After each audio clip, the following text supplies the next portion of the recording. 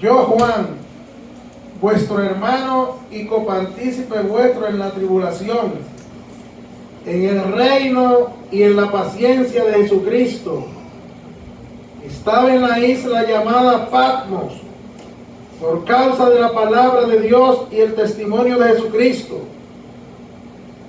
Yo estaba en el Espíritu en el día del Señor y oí detrás de mí una gran voz como de trompeta que decía: yo soy el Alfa y la Omega, el primero y el último.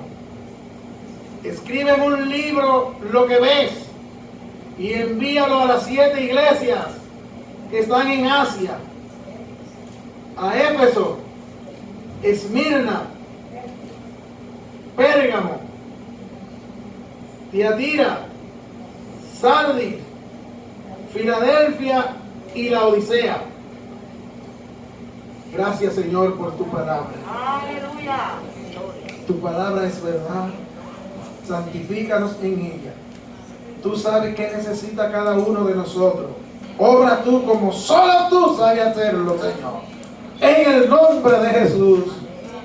Amén. Una mirada al campo. Ese es el tema. Una mirada al campo. Cuando yo hablo de campo, ahora, hoy, en este momento, no me refiero donde están los bosques, las montañas, la flora, la fauna, no. Estoy hablando del campo de acción, del accionar. Una mirada al campo. Nuestro hermano Juan, el apóstol Juan, como pudimos ver en la lectura que hemos tenido, dice que por causa de la palabra estaba en la isla de Patmos, desterrado, apartado, por causa, y entiéndase por causa de la palabra, porque ustedes saben que hubo una persecución, hubo una problemática, y a este hombre intentaron matarlo varias veces, pero cuando Dios tiene un propósito con una persona, no hay hombre que lo detenga. Y el hombre no moría. Entonces, dicen los historiadores que esa isla era rocosa, sin vegetación, sin agua. Vamos a mandarlo allá a ver si no se va a morir. Y estando allá, un hombre ya con casi 100 años, en la postrimería de su vida, enfermo, no se podía valer, en lugar de estar pensando en cómo mejorar su situación, en cómo recuperarse, en cómo es salir de esa situación tan difícil de su cuerpo, el hombre lo que estaba era pensando en qué iba a ser de la iglesia, en qué iba a suceder con el pueblo de Dios. Porque siempre los hombres y mujeres que están pendientes a las cosas de Dios, más que pensar en lo humano, en lo secular, en lo terrenal, están atentos a la orientación que Dios tiene. Y Juan, sabiendo que era el último de los apóstoles que quedaba vivo, en lugar de estar lamentándose de su situación de salud, como solemos hacer nosotros, dice que Juan estaba clamando al Señor día y noche. Dice que estaba en el día del Señor, pero en la traducción original no habla de día, lo que habla es de el Cairo, en el tiempo de Dios. Juan estaba en el tiempo del Señor, y como el Señor honra lo que le honra, hermano pastor, como Dios es fiel, como Dios cumple su promesa. Dios no es como yo que promete y no cumple, pero Dios cumple su promesa, y Él dice que honra lo que le honra. Juan le estaba honrando. Y como Juan estaba en esa búsqueda, entonces Dios se le aparece en medio de esa situación difícil. Se le presenta en el mismo tiempo que él estaba consagrado al Señor y le dice: ven y yo te mostraré. Escribe a las 7 iglesias que están en Asia Menor, lo que hoy se conoce como Turquía, en Asia Menor, Turquía, antes Estambul. Y si nos vamos más atrás, allá en Ezequiel, cuando habla de Togarma, se refiere a Turquía. Togarma. Usted sabe que antes había el nombre, que hoy las naciones tenían nombre, que hoy ya tienen otro. Por ejemplo, si usted va a buscar a Irán en la Biblia, usted no va a encontrar Irán. Pero Irán es Persia. Si va a buscar a Irán en la Biblia, usted no va a encontrar a Irak, usted va a encontrar a Media, los medos y los persas eran Irán e Irán. Entonces, amados hermanos, escribe a las 7 iglesias. Por eso le hablé de una mirada al campo, porque Dios vio en la conducta de esas 7 iglesias que estaban para ese entonces, la conducta que iba a vivir el pueblo de Dios en los tiempos subsiguientes. Gloria a Dios. Gloria a Dios. Gloria a Dios. Santo. Siempre han habido hombres santos que vigilan, hombres que son guiados por Dios, mujeres que no dan su brazo a torcer, jóvenes que, aunque la mayoría de los jóvenes se dañan, ellos dicen: mi casa y yo serviremos a Jehová. Escribe a la iglesia, a las 7 iglesias. 7 tiempos por los cuales iba a vivir el pueblo de Dios después de la ascensión de Cristo hasta su regreso. Gloria al Señor. La primera iglesia, y que quede claro, algunos hermanos que a veces tienen duda, escribe al ángel de la iglesia de Éfeso. ¿Y cuál es el ángel de la iglesia? Usted lo sabe, dígalo. ¿Por qué a veces somos tan rebeldes? Pero dejémoslo ahí, vamos a seguir con el mensaje. Escribe al ángel. El Señor no dijo escribe al profeta, ni escribe a aquel, ni al maestro. En la iglesia hay profetas, hay maestros, hay evangelistas, hay apóstoles si se quiere, hay cantores, pero hay un solo pastor. Y yo puedo ser el científico más destacado de mi iglesia, pero tengo que estar por debajo del ángel de la iglesia. Y muchas veces el pastor que tenemos no sabe decir después, dice después, pero es pastor. Él no sabe decir aleluya, pero él dice aleluyas, pero él es pastor. Y yo que sé decir aleluya, no tengo la paciencia, no tengo el amor, no tengo el afecto hacia la membresía. Y ese que no sabe decir aleluya y que no sabe decir Jehová, que dice Jehová, pero es el pastor. ¿Y a usted qué le importa?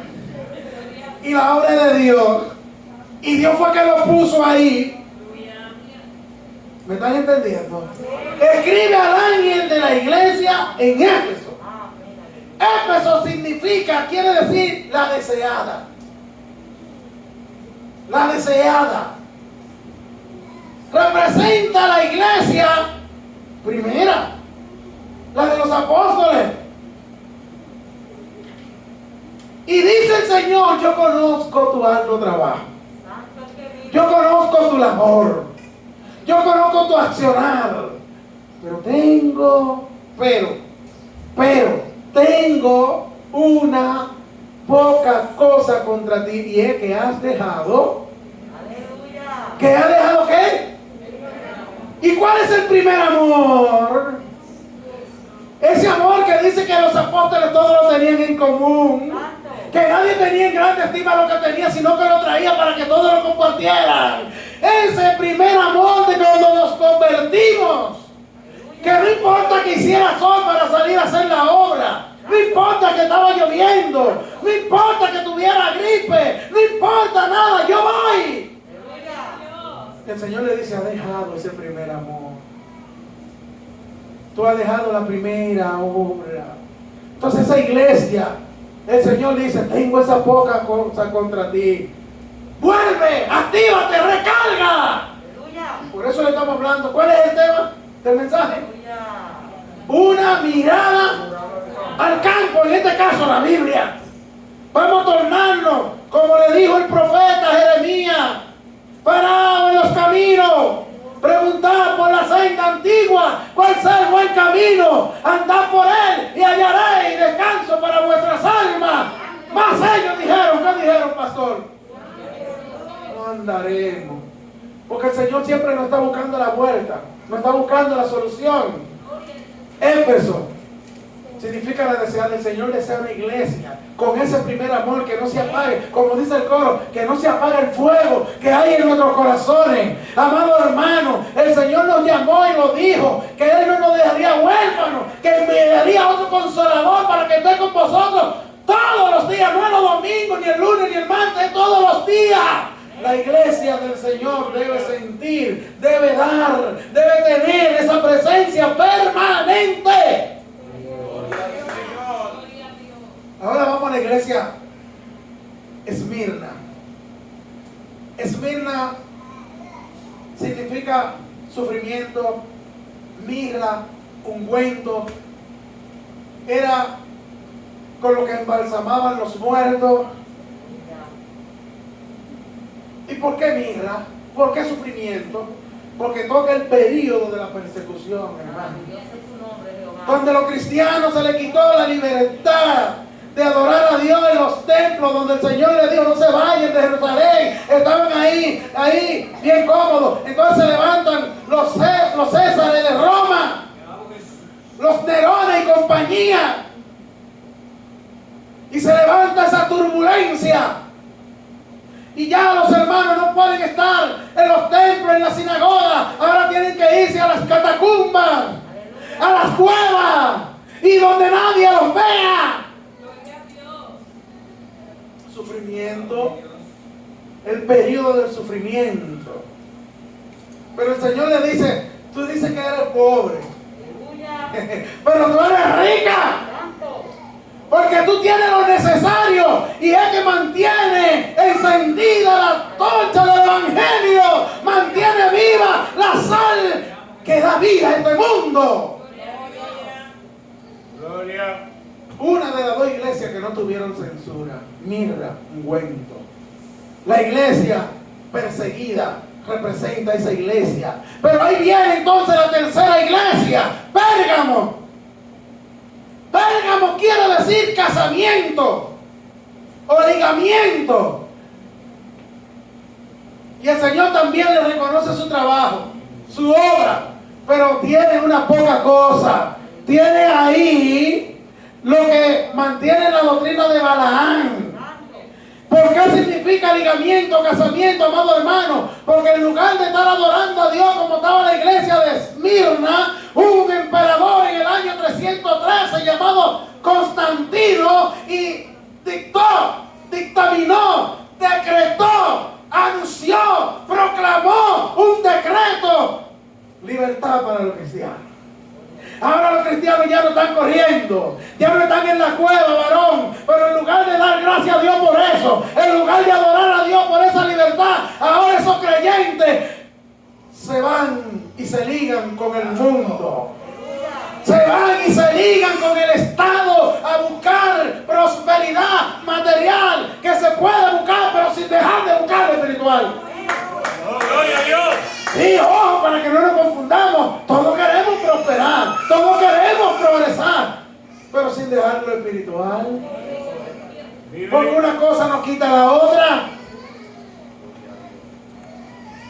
Salieron de la catacumba y en lugar de elevar culto de adoración y de gratitud porque Dios les dio la libertad, entonces se confabularon con aquel emperador que según él vio una señal en el cielo, que vio una cruz con un letrero que decía, oh signo vinci, con esta señal vencerá. Y él, como sabía Se ligó y se hizo amigo de los cristianos. Entonces los cristianos, en lugar de aprovechar esa libertad, descuidaron de su vida espiritual. La doctrina de Balaam. ¿Qué fue lo que hizo Balaam? Balaam fue donde él para que maldijera al pueblo. Y él le dijo, yo no. Pero entonces, ¿sabe lo que hizo? Pero te voy a decir que tú hagas para que ellos vayan y Jehová se enoje con ellos y los maldiga. Esa es la doctrina de Balaam. Y hay muchos creyentes, hay muchas personas que no van pero mandan. Que no hacen pero hacen que el otro haga. ¿Me están entendiendo, mis amados hermanos? Que son piedras de tropiezo para que el otro no crezca. Esa es la doctrina de Balaam. Hermanito, si hay una actividad en la iglesia y usted no puede ir, amén, no puede ir, pero no vaya a tumbar el ánimo al otro. ¿Y tú vas para eso? Ay, yo no voy. Gloria a Dios. Ya vienen con lo mismo del año pasado. Y tú no te cansas de eso, hermano. Si usted no puede ir, no quiere ir, no vaya. Pero no le ponga obstáculos, no tumbe el ánimo del otro. Vive. ¡Aleluya! Santo. Viene la cuarta iglesia, Tiatira. ¿Y usted sabe qué periodo representa Tiatira? Cuando comienza a desarrollarse el poder papal, los papas. Y por eso Tiatira significa la que nunca se cansa de sacrificar. Aleluya. Porque vivían, y de ahí ustedes ven todas esas fiestas paganas que se están celebrando. Santo. Y todos los días tienen un santo. Amén. Gloria a Dios. Por eso dice la que nunca se cansa de sacrificar. Y tiene ahí, yo conozco tu trabajo, tu ardua labor, pero tiene ahí a esa Jezabel. ¿Y qué era lo que hacía Jezabel? Que obligaba al pueblo a adorar a los Baales. Vive Dios. Allá en mi país, República Dominicana, 21 de enero, Día de la Altagracia. En noviembre, el Día de los Muertos, porque hasta los muertos tienen día. En junio, el Corpus Christi. En septiembre, la Mercedes. ¿Qué sé yo qué? La Dolores. Semana Santa. ¿Y cuántas cosas? La que nunca se cansa de sacrificar. Santo alabanza. Entonces Cristo pagó de una vez por todas con un solo sacrificio para que usted y yo tengamos esta libertad preciada. Aleluya. Se levantó ese poder papal.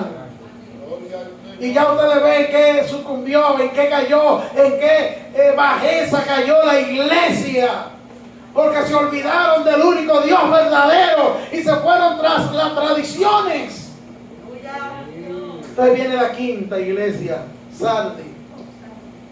El Señor conoce tu obra, tu trabajo, pero tengo una poca cosa contra ti. Lo que escapan. Sardi quiere decir lo que escapan, lo que huyen. ¿Qué periodo representa Sardi? El periodo en que después del papal salieron los reformadores, hermana.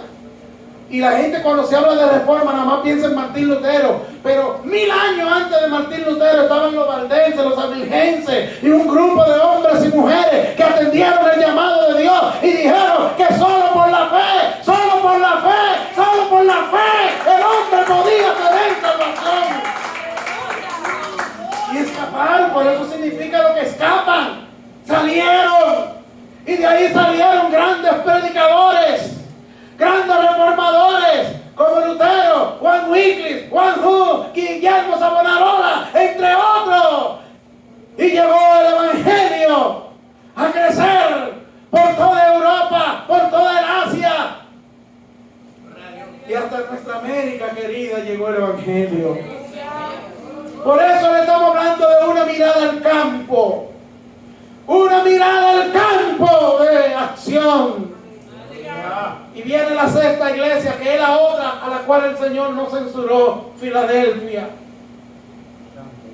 ¿Y sabe qué significa Filadelfia? Amor fraternal, amor profundo, amor genuino.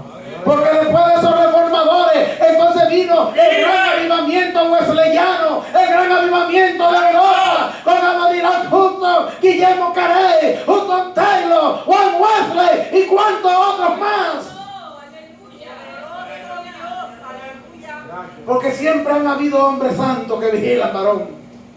Hombres y mujeres que están con su vista bien puesta en el dador de la vida, como dice Hebreo, puesto los ojos en Jesús, puesto los ojos en Jesús.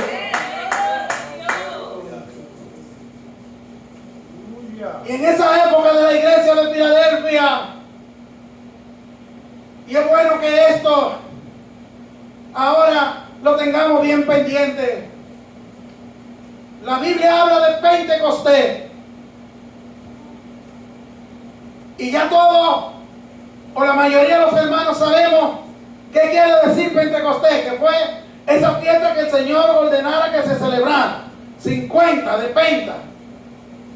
Entonces, ¿de dónde viene la palabra pentecostal? Porque la palabra pentecostal no está en la Biblia. ¿Y por qué nosotros nos denominamos pentecostales si no está en la Biblia? Pero la misma palabra Biblia no está en la Biblia. Lo que pasa es que en el año 1738, un hermano allá en Inglaterra, llamado Juan Wesley, leyendo la Escritura, él veía la manifestación del Espíritu Santo del libro de los Hechos, pero él veía que los cristianos de su época no se veía esa manifestación. Y eso le preocupó y dijo, pero entonces nosotros estamos cojos. Y reunió un grupo de hermanos y dijo que hasta que no cayera sobre ellos lo que se había manifestado en el libro de los Hechos, iban a estar clamando, iban a estar buscando presencia de Dios. Y hasta que en el 1738, en un avivamiento, en un culto de adoración, llegó esa tan esperada presencia y algunos comenzaron a hablar en nuevas lenguas y a otras actividades que se expresa en la Biblia. Entonces él mismo dijo, oye, pero ya nosotros no solo somos de Pentecostés, nosotros deberíamos ser pentecostales. Y de ahí surge la primera vez el término pentecostal. Juan Wesley. Y de ahí viene el movimiento wesleyano. Y llegamos a la séptima iglesia, la Odisea. La Odisea quiere decir flojedad, vulnerabilidad, confusión. Porque es la iglesia que el Señor dice, por cuanto tú no eres ni frío, ni caliente, sino tibio, yo te vomitaré de mi boca. Hermano que está ahí sentado en esos bancos junto a mí, si en algún momento estamos flaqueando, como puede ser, porque a todos nos llega esos momentos, pero ahí hay un Paracleto, ahí hay un Espíritu Santo que Jesucristo lo dejó para que cuando llegara ese momento nosotros clamáramos. No es para que nos pongamos a gritar, no, es para que nos levantemos con nueva fuerza. Esa iglesia de la Odisea representa este último tiempo que estamos viviendo, la modernidad, donde por las tantas opiniones se ha querido sacar a Jesucristo de la iglesia. Se ha querido sacar el Espíritu Santo de la iglesia. ¡Vive Dios! Hay poder, aleluya. Pero nosotros nos gozamos con los hermanos, porque los que vi que pasaron por aquí tienen una misma visión. Y eso es lo que se necesita en este tiempo. de hombres y mujeres que entiendan cuál es la visión, pero también cuál es la misión. Visión y misión. Los tiempos han cambiado, pero el evangelio no ha cambiado. Las culturas cambian, pero Dios sigue siendo ayer, hoy, mañana y por los siglos de los siglos. El evangélico le hace. Por ejemplo, yo me convertí en 1979. Varón, ¿y cuántos años te tiene? Porque quieren sacar cuenta, yo nací en el 1900.com, déjalo ahí. Ya 42 años en estos caminos. Y apenas estoy aprendiendo 2 de las 5 vocales. No hay vacaciones. En los trabajos de la compañía dan vacaciones. En el Señor no hay vacaciones. Porque hay una fiesta preparada, la boda del Cordero. Esas serán nuestras vacaciones. Iglesia del Señor, levantad las manos caídas. Me gozo y me lleno de regocijo cuando yo veo esas ancianas con 70, con 80 años que están cantaleteando con una maraca, dan gloria a Dios, dan un tratado. ¿Y los hombres dónde están? Juventud, divino tesoro. Ustedes que están en las universidades, que están en la high school, que están en los centros vocacionales, en ustedes está también la encomienda de hacer discípulos, no de estar callados. Ustedes son embajadores. Den una mirada al campo. No comience a gritar que dónde están los Elías, los Jeremías, los Ezequiel. ¿Para qué usted pregunta por eso? Ya Dios hizo su trabajo con ellos. Ahora le corresponde a usted y me corresponde a mí hacer el trabajo. Por eso es, hermano pastor, una mirada al campo donde que vamos a trabajar.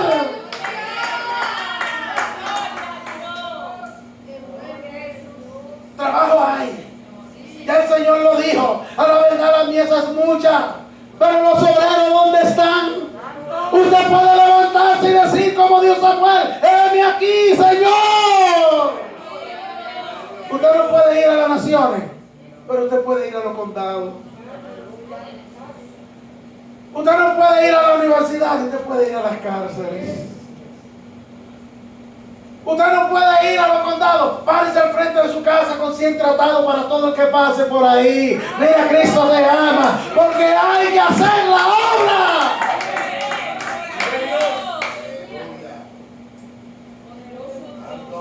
Cuando me convertí en el 1979, estaba pasando por una situación difícil, pero difícil, muy difícil económicamente. Y para ir a la iglesia, iba con unos zapatos prestados de un hermano carnal mío. Y un domingo como hoy, y precisamente como a esta hora, estaba en el devocional, cantando un coro en la iglesia, yo muy contento, con 15 años apenas cumplido. Y se aparece el hermano que quería sus zapatos. Mire, uno se ríe ahora, varón, pero usted se imagina a un joven en una actividad que vayan y le quiten los zapatos. Y no tuve más que darle sus zapatos. Él fue a buscarlo y eran de él. Se cumple el refrán dominicano: el que se viste con lo ajeno en la calle lo desnudan. Después, cuando fui al instituto bíblico,